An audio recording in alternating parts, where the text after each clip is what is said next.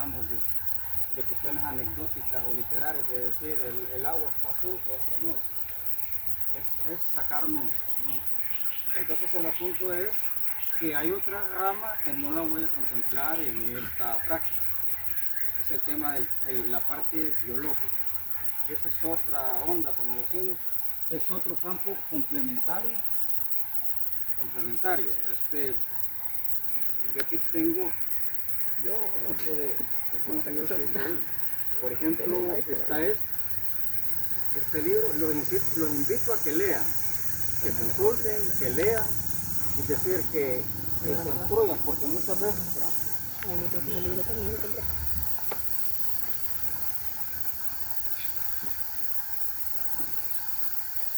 Porque muchas veces hay que complementar lo que se ha recibido en el aula con una literatura adicional. Entonces, el tema ese que aparece, por ejemplo, aquí, eso es enteramente sobre bioindicadores.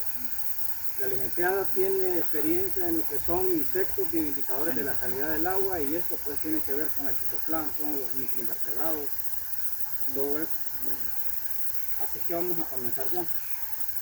Este literalmente es un riachuelo, más que un río es un riachuelo. Y ustedes ven que no tiene demasiada envergadura, el caudal es moderado. Entonces, pero cuando es un río que tiene mayor amplitud, el criterio para tomar la muestra se establece en 3 puntos dentro de un mismo punto. Uno es las orillas, el centro y la otra orilla. Vamos, aquí solamente bastaría con uno. Y también depende de los recursos con los que yo cuento. Existen pruebas que son potenciométricas. Potenciométrico es todo aquello que es de carácter digital. Hay otras pruebas que son enteramente colorimétricas. Han llevado, no, porque en la ingeniería no llevan químicas analíticas. Llevan una química técnica, pero también bastante general. Sí, no, hay unas pruebas que son de titulación, si tienen claro de eso. No. Y hay otras pruebas que son combinadas. Por ejemplo, por decirles algo, aquí se ha traído un medidor de salinidad en el agua. Uno coloca la muestra dentro del sensor y da una lectura que es digital. ¿Verdad? Entonces ese método es potenciométrico. Está relacionado con campos con potencia eléctrica, cuestiones diferentes, todo el tema de lo que es eléctrico y lo que es digital. Y también se calibran, constantemente se están calibrando. Si tienen claro, por ejemplo, cuál es el tema del pH, el potencial de hidrógeno, que es la concentración del ion hidrógeno, ¿verdad? H más, ¿verdad? Entonces define lo que es la acidez y la alcalinidad en una escala numérica. Estoy recordando, ¿verdad? Que va de 1 a 14. De 1 a 14. De 1 a 14, y el punto neutro es 7. 7. Abajo de 7 es medio ácido y arriba de 7 es un medio alcalino, ¿verdad? Entonces, un medio alcalino. Eso también nosotros lo medimos. La sensibilidad, digamos, de un método, tienen claro también, si les han dado esa química, cuál es la diferencia entre sensibilidad y precisión. ¿O alguna idea?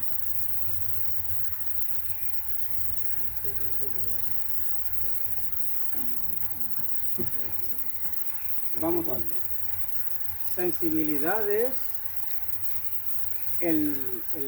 la cantidad traducida en partes, hablemos de décimas, de centésimas, de milésimas, con que yo puedo utilizar un método para detectar un parámetro.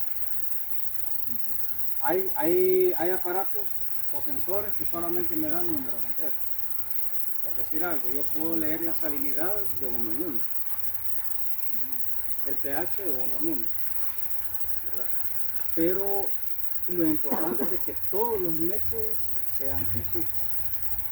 Yo no les puedo decir qué método es uno mejor que el otro, no, porque depende. Yo puedo tener un método ser más sensible, sí, pero ser más costoso. Entonces no es práctico. Para el propósito de un rigor académico de investigación, a lo mejor sí, pero para el propósito de un trabajo diario o al final de generar un objetivo, plantearse y lograr un objetivo, puede ser que a lo mejor un método que es de menos costo, que es menos sensible, pero sigue siendo preciso. ¿Qué es precisión? Les voy a poner un ejemplo cuando yo tengo un círculo de esos de tiro al blanco. Aparece centro, círculo concéntrico, círculo concéntrico, círculo concéntrico.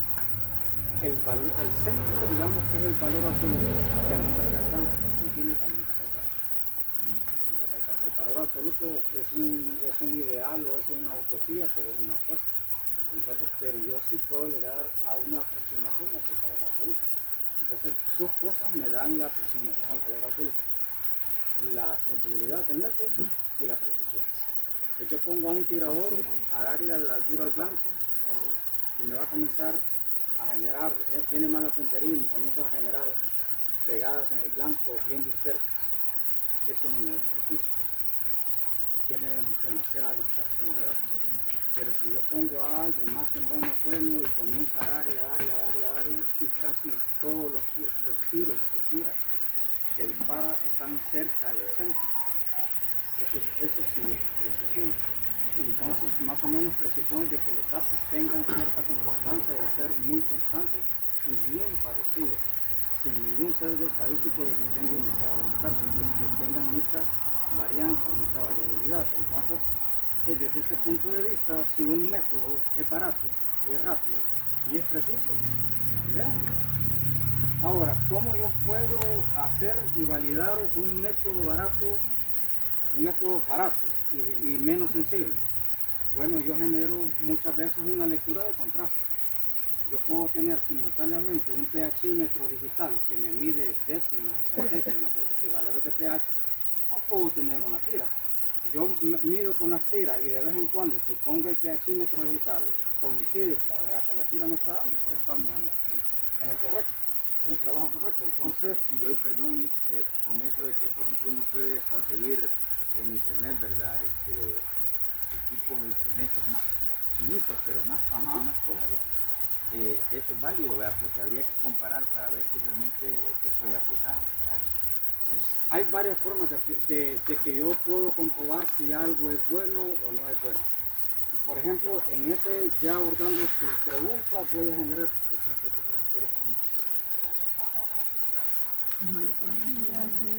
Bueno, muchas veces, ingeniero, se da el caso que usted hace una prueba in situ en campo, más que todo nosotros los biólogos siempre por lo general validamos en un laboratorio y hacemos el contraste de datos y ahí es donde comparamos. Vale, mire. Respondiendo y ahondando la pregunta. Yo tengo acá una solución Bucher que tiene un pH estándar, 7.0. Yo tengo otra solución Bucher que tiene un pH de 10.01. Entonces, ¿por qué los ando siempre? Porque yo cuando tengo sensores de pH que son digitales, yo necesito calibrarlos con cierta regularidad. Entonces, dependiendo de las aguas con que yo trabajo con aguas salobre y aguas saladas, porque mi campo de trabajo está ahí, más que con el agua dulce. Sin embargo, todo aplica. Es decir, si yo trabajo con aguas salobres, como las de un estero, donde hay mezcla de agua marina y agua dulce, entonces yo utilizo la calibración de 7 y la calibración de 10. Pero si yo trabajo con agua dulce, utilizo la calibración de 7 y la calibración de 4. O sea, un booster adicional que es de pH 4. Pero ahora les demuestro, por ejemplo, espero que no vaya a ser que no se vaya a ir nada al agua.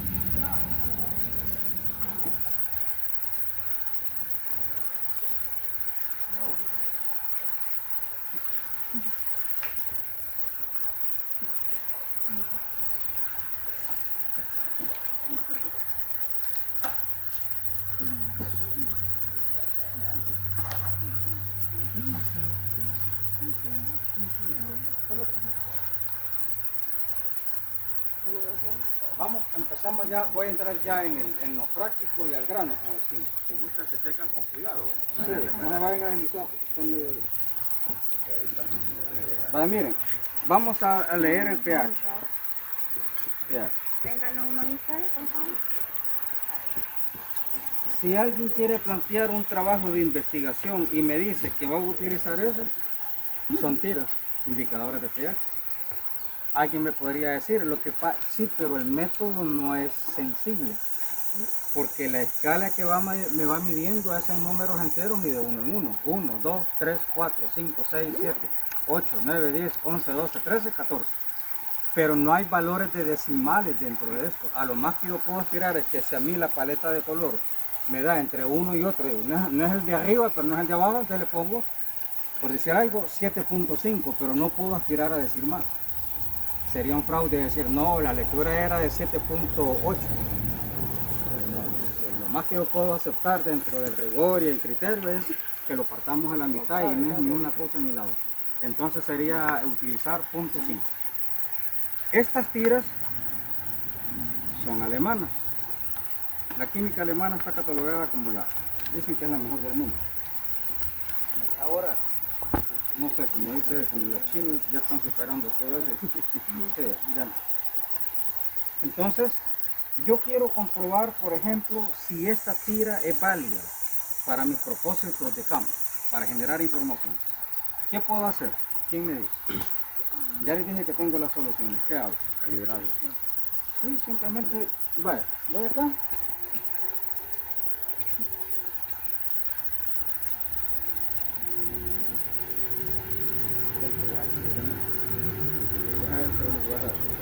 Todavía no veo. Cachila, ¿por qué razones se podría deteriorar, dijéramos, ese tipo de tiritas? ¿Por la humedad? Cuidado. Por la humedad más que todo. Y también por la mala humedad y el utilización. calor. El calor es Calor, tremendo. sí, La sobre todo el calor. temperatura es- Vaya, miren, O sea que si es de guardarlas, perdón, sería en un lugar que no le llegue mucho fresco, calor. sí, Ni humedad ni tampoco. humedad. Vaya, miren, el pH con el cual yo calibré es 10, ¿verdad? Me tendría que dar teóricamente 10 acá, al momento de compararlo. ¿Sí o no? Esa es la expectativa. Vaya, entonces sería 10. Ajá, entonces, primera recomendación ya práctica que yo hago. Si vos compras una tira de indicadora de pH, yo puedo hacer, pues, vaya, te doy esta caja. Ajá, y si ya está vieja, ya está vencida. Ajá, y si él no la ha tenido en un lugar, una condición fresca, libre de humedad y altas temperaturas, ¿sirve o no sirve?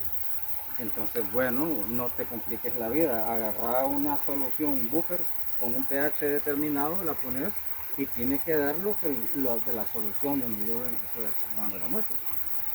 Entonces, si esto es así, sirve. Aquí está.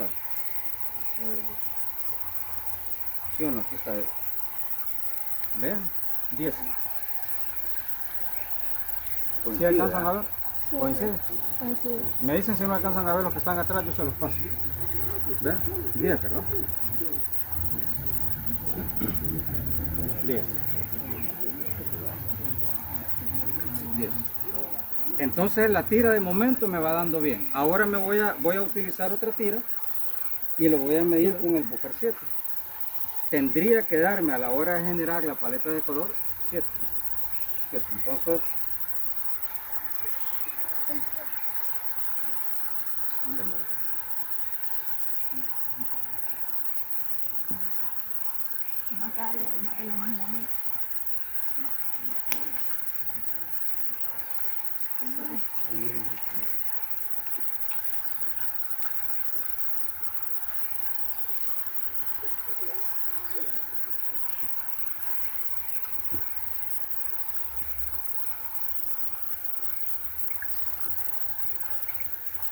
aquí va.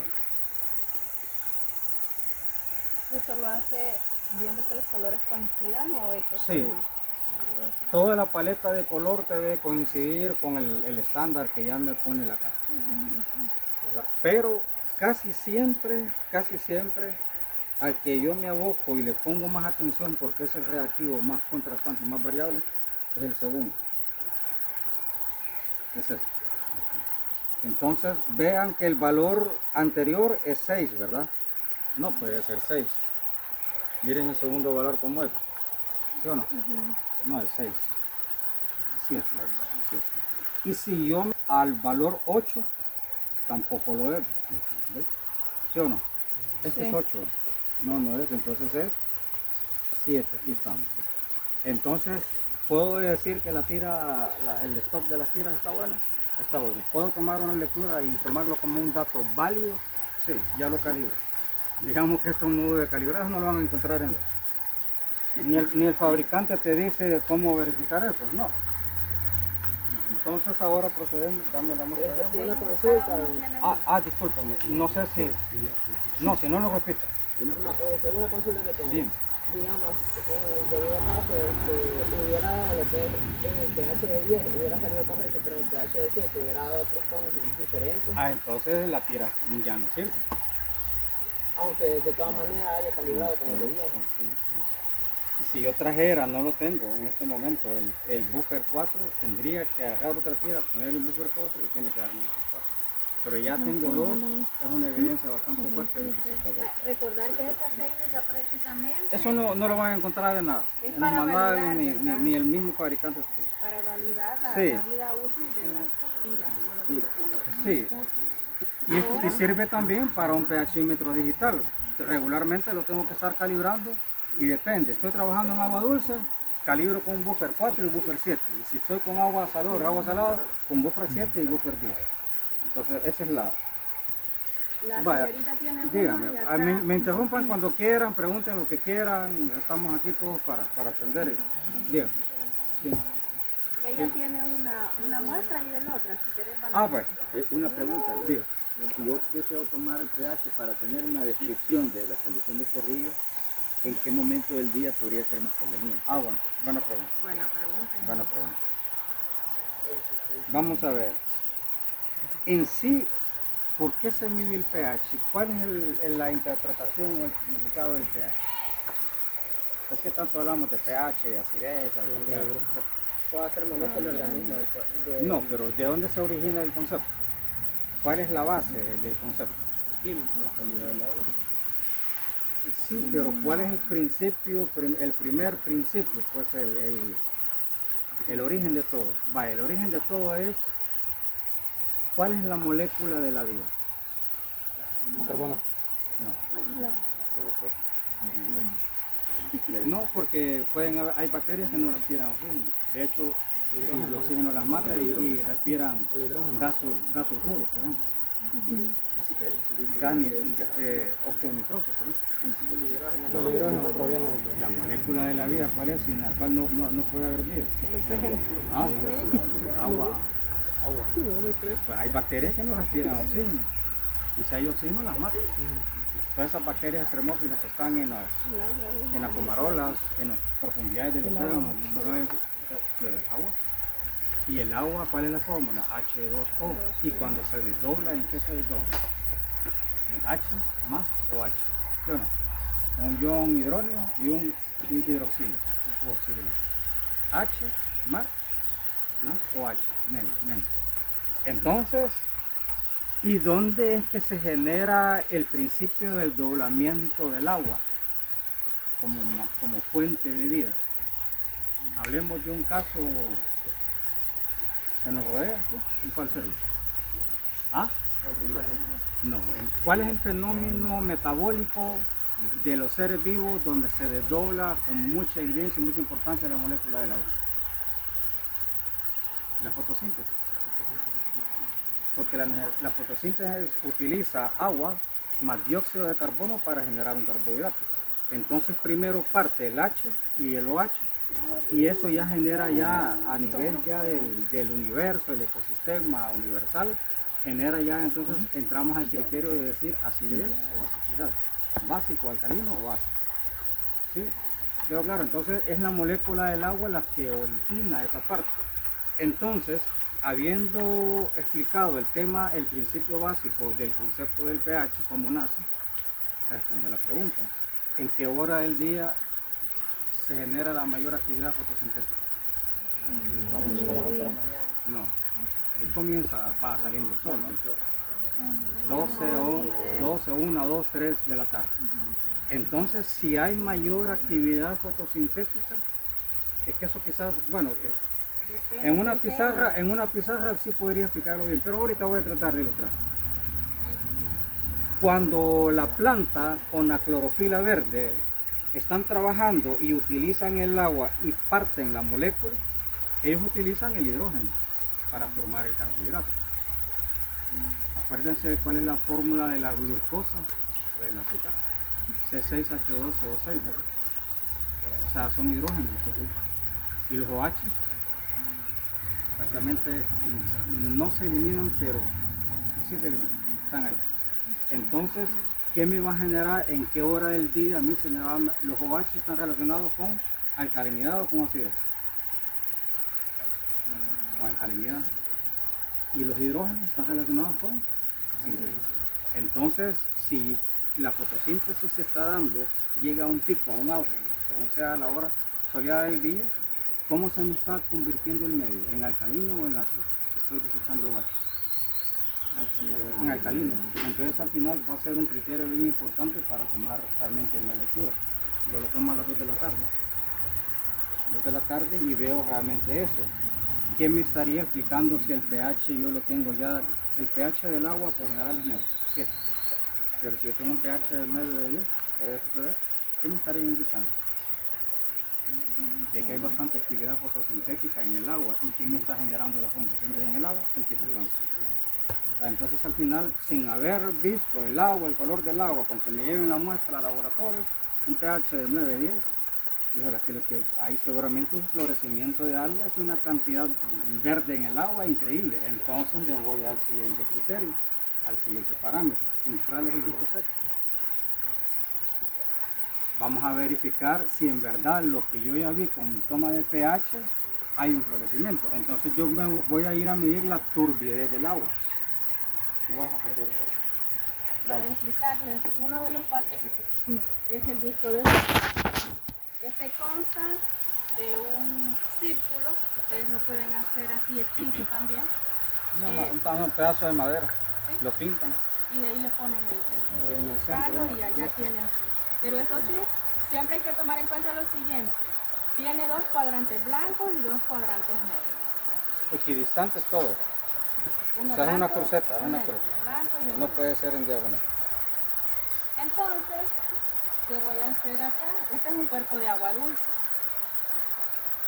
Vamos a hacer lo siguiente. Aquí con este aparato yo puedo determinar la profundidad del cuerpo de agua y también la turbidez o la transparencia que hay en este momento, a esta hora, en este día. ¿Por qué les digo en este momento, a esta hora y en este día? Porque puede que mañana cambie. Puede que pasado mañana yo tenga otra lectura. Por eso los datos deben de ser bien precisos. ¿Cómo se utiliza este aparato del disco seco? Si yo quiero medir la profundidad, hago esto. En un punto que yo decida, voy a sumergirlo y este ya va calibrado de 5 en 5. 5, 10, 15, 20, 25, 30, 35, 40, 45. La profundidad de este punto, a esta hora, este día, y la velocidad del caudal me está indicando que donde yo estoy ahorita situada tiene 45 centímetros. ¿Ya? Ahora bien, un criterio a considerar. Yo debo de siempre tomar en cuenta las condiciones climáticas de donde estoy situada. Pregunto primero, ¿llovió ayer? A los pobladores de la zona. Veo también cómo es la vegetación, el tipo de vegetación. Considero también cómo está la bóveda celeste. Y todos esos criterios siempre se toman en cuenta. La hora, ¿qué hora es? Ok, así voy a ir haciendo mis interpretaciones. Ahora bien, ya estimé la altura en donde yo estoy situada, que eran 45 centímetros, ¿verdad? Ahora necesito saber la transparencia o la turbidez que está presente. Hasta donde se deja de ver, siguen sumergiendo el disco. Dale. Hasta donde se deja de visualizar el cuadrante, hasta donde desaparece ese es mi punto. ¿Lo ven? Todavía se ¿Lo un ven? poquito, todavía se ve un poquito. ¿Ahora? Ya no, ¿verdad? ¿Lo logran visualizar? No. Levanten la mano quienes sí lo logran visualizar. Va, se lo sumergiendo. Fíjense que todavía se ve, por eso es importante hacerlo desde exactamente. Ahí, ¿todavía lo ven? ¿O ya desapareció? ¿Todavía lo ven? Ok, pero hasta que llega. Sí, estoy viendo igual. El teléfono arriba. Ahí lo visualizan. ¿Lo visualizan?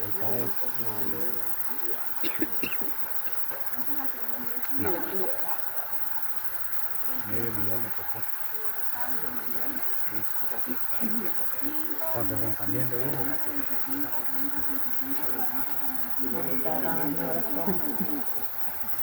Pues sí, ¿Qué pasaría el recuerdo. si estuviera procesada del fondo o hubiera mucho gas o estuviera muy turbia el agua? Llegaría, sí, pero también quedaría en 5, en 10, 15 o 20. Porque hasta ahí se deja de visualizar. Significa que ahorita estoy, en este caso, midiendo la transparencia. ¿Sí? Fuera turbidez, si al nomás yo lo coloco por acá 10, 15, 20, 25 incluso, el agua está turbia. Podría ser por muchas variables. Casi siempre un agua sana con una turbidez manejable, sana es 30, 30. De 30 a 30. 30. 30 centímetros, hasta 30 centímetros digo, bueno, sí, está aceptable. Es aceptable. Abajo de 30 ya no, por una razón. Una pregunta, usted que ha hecho este tipo de pruebas en agua salina, ¿verdad? Ujú. Allí por el efecto de las olas puede ser más complicado, ¿verdad?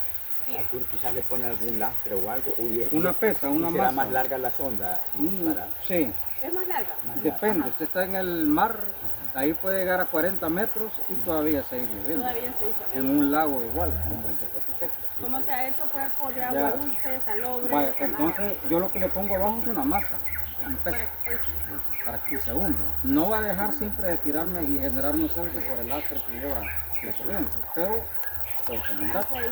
Ahora, ¿por qué 30 abajo de 30 centímetros ya el cuerpo de agua implica de que tiene demasiada turbidez, mucho chilate, digamos, porque entonces ya comienza a generarse un problema de caída de oxígeno en la noche. Hay demasiadas microalgas, muchos fitoplancton que me genera por efecto de la fotosíntesis que genera oxígeno. Entonces, cuando voy a medir el oxígeno me va a parecer bien alto, valores de 9, de 10, 12 en el día, y cuando ya venga la madrugada, ya ese montón de microorganismos no están haciendo fotosíntesis. ¿Qué están haciendo? Están respirando. Ya no hay sol, ya no hay fotosíntesis. Entonces, al respirar, ¿qué consume? Oxígeno. Entonces el oxígeno comienza a caerse y llega a valores incluso de cero.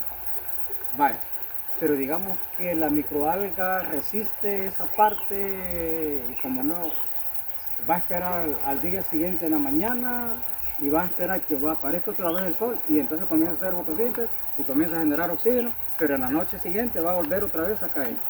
¿Quién está sufriendo las consecuencias de esa caída de oxígeno? los peces, ¿Mm? los peces. Peces, toda la vida. los organismos más sensibles. Toda ¿verdad? la vida, los microinvertebrados, los peces, cangrejos, gusanos, todo lo que ustedes quieran. Entonces ya hay un problema de una caída de oxígeno. Pero eso es cuando el disco seco yo lo tengo en 30 para abajo. Ya con ni qué decirte lo que ella dice, 10, 15. 5, 10, 15, 20, Eso ya es es un cuerpo de agua muerto, enfermo. Solamente por ese criterio yo podría decir, ajá, claro, ahora vamos a medir el pH. Yo, dámela. Ah, dámela.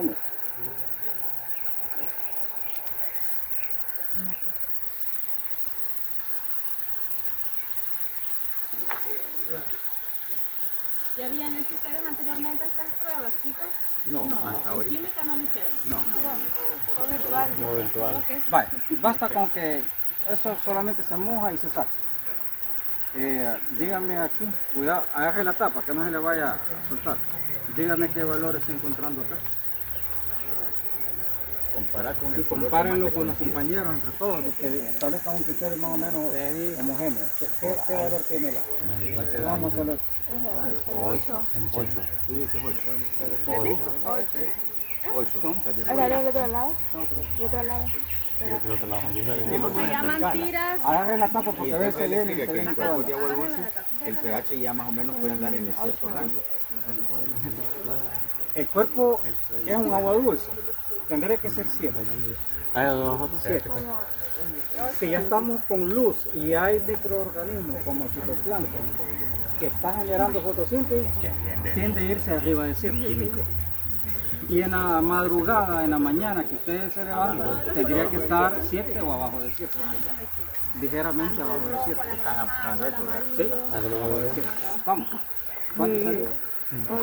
8. 8. Bájalo pues, ¿Cuánto le dan ustedes ahí?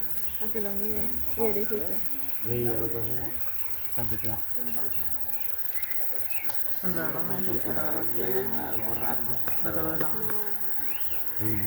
Me cambié de mano, no te preocupes. Ahora, Ya lo vieron todos, ya vieron allá.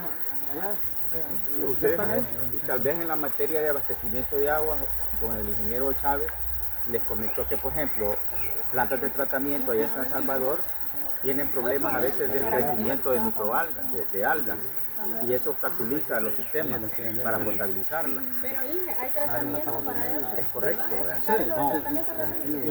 Y una, perdón, antes de que la expliquen, ¿se acuerda cuando fuimos al lago, ¿verdad? A Coatepeque, que nos decía el biólogo que el ministerio iba a instalar unas boyas que emiten, parece que Ultrasonido. lo hicieron. Y que aparentemente era un negocio que se tenía por ahí, ¿verdad? De millones, y que realmente es un proceso natural que quisieron intervenirlo, una intervención forzosa para, dijéramos, impedir la proliferación de algas. Yo quiero escuchar la opinión del experto. Vaya, el tema es de que eso es un paliativo a media, y cuando los paliativos son a media, pues son soluciones a media y por lo tanto son fracasos también a media, o éxitos a media. ¿Por qué razón? Porque el problema del lago no es el fitoplancton. Y yo les pregunto a ustedes, cuando hay moscas, hay cucarachas, ¿de quién es el problema en ese escenario? Pregunta. Pongan atención, compañeros. Yo pregunto, cuando nosotros identificamos una plaga, hay mucha mosca. ¿Quién es el problema en sí? ¿La mosca o lo que origina la mosca? Entonces yo diría, más que matar la mosca, ¿qué harías tú? Eliminar la fuente. Eliminar la basura, vaya, y con la cucaracha, lo mismo. Lo mismo. Hay demasiada cucaracha en una casa.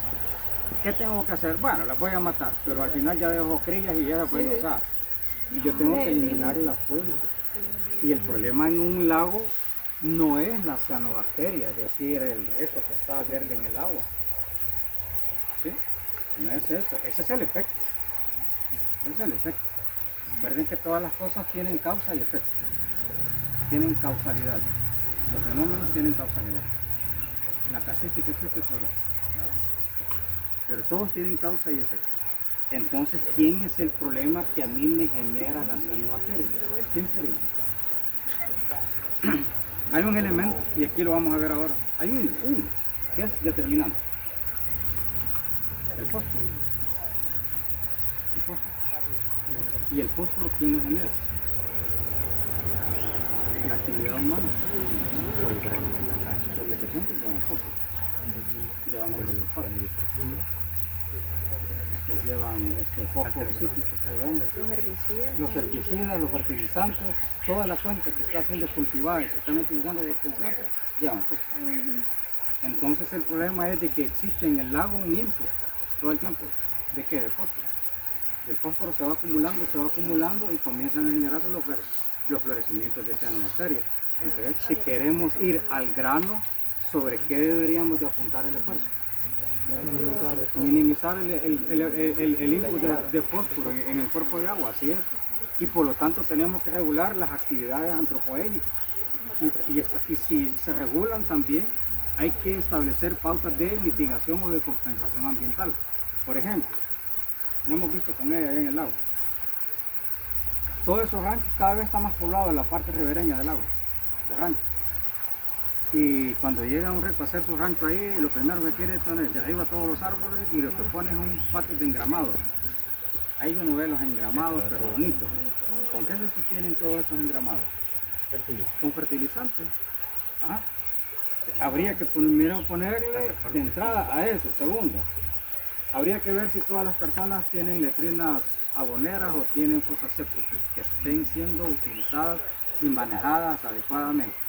Si no, se generan lixiviados. Si el lixiviado va al sustrato y el sustrato genera infiltración, intrusión de agua y ahí se está generando el ganado. Hasta los perros que hacen refugio secan en el calderón a la orilla del lago. Entonces tenemos que regular primero la actividad antropogénica, porque si no yo voy a estar eliminando las microalgas a través de la microondas. Las elimino, se mueren. Ajá. ¿Vuelven a subir o no vuelven a subir? Sí, no es el elemento que la genera. Vuelven otra vez a crecer. Entonces al final es un círculo vicioso del cual no se sale, porque el elemento que está jugando un papel importante literalmente está atrapado en el ecosistema. Está atrapado. Entonces por esa razón es una solución al medio. No digo que yo puedo ir a complementar con un sitio, pero primero regular la actividad ahí.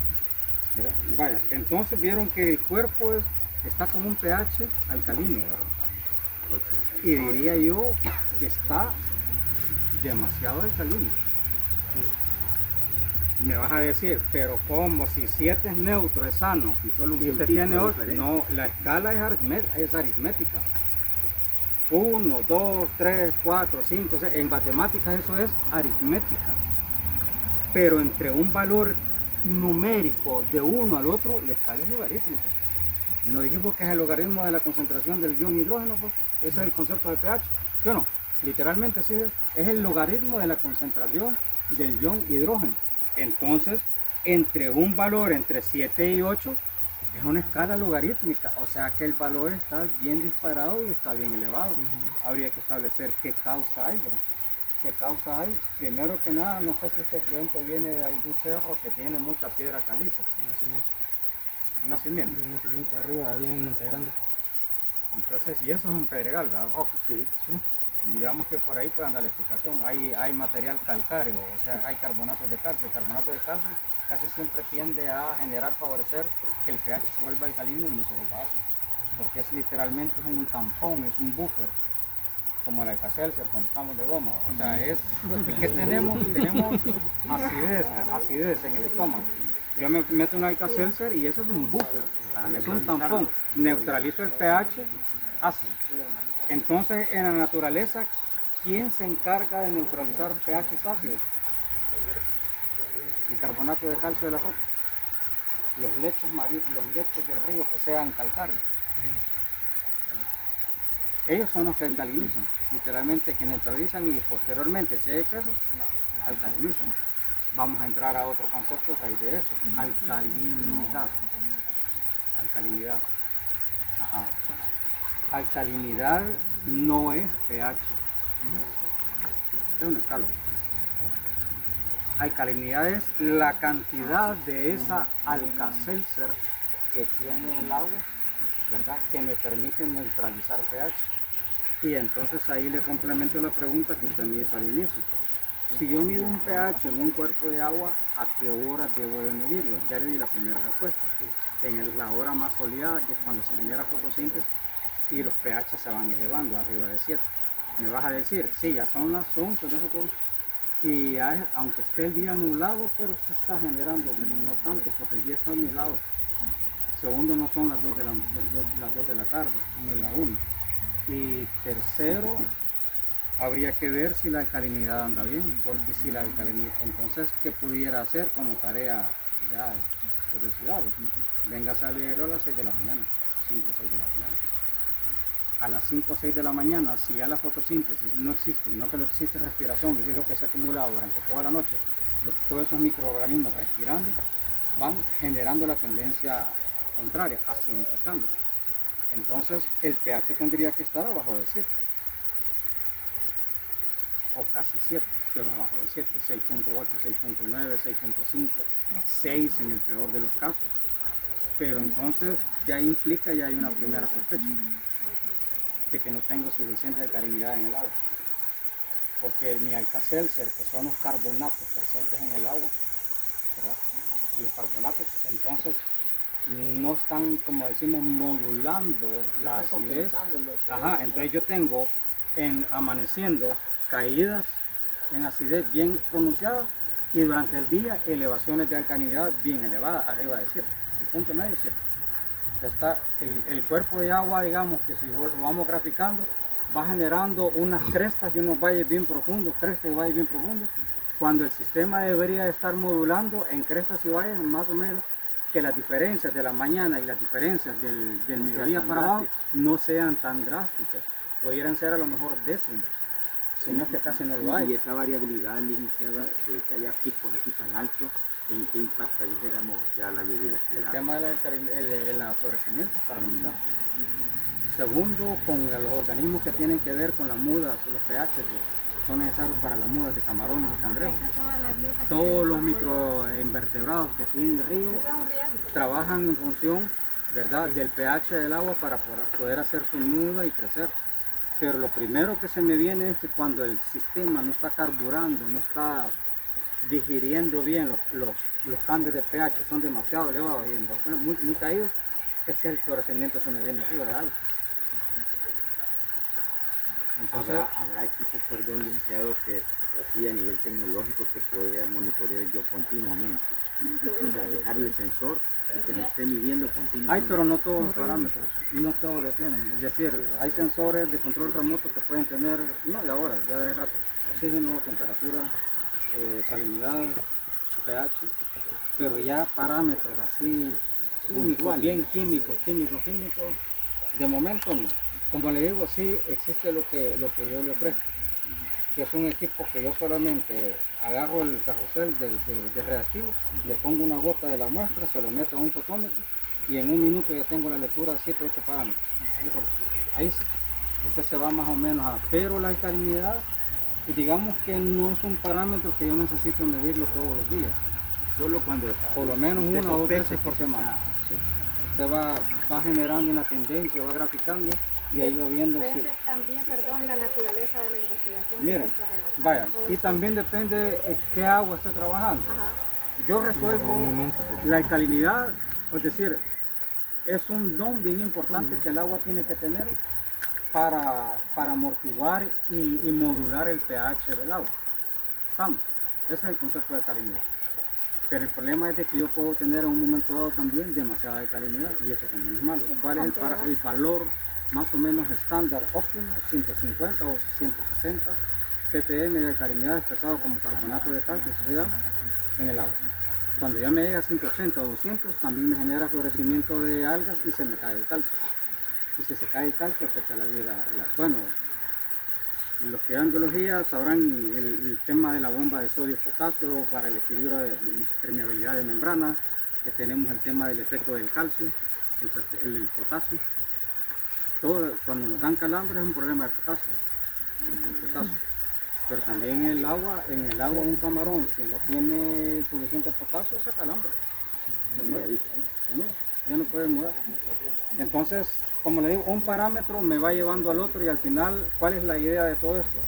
De que todas las variables están entrelazadas. No puedo aislar una variable y con esa ya generar una gran confusión. Por eso es de que el objetivo de esta práctica yo he tratado de incorporar, y ahí sí no sé el tiempo que nos podamos tardar, ¿verdad? No sé cómo estarán con otras responsabilidades académicas, pero voy a tratar de medir todo lo que pueda, para tener un panorama bien amplio del cuerpo de agua. Me faltarán varios, pero es que Vaya, ya estamos con el pH, ¿verdad? ¿verdad?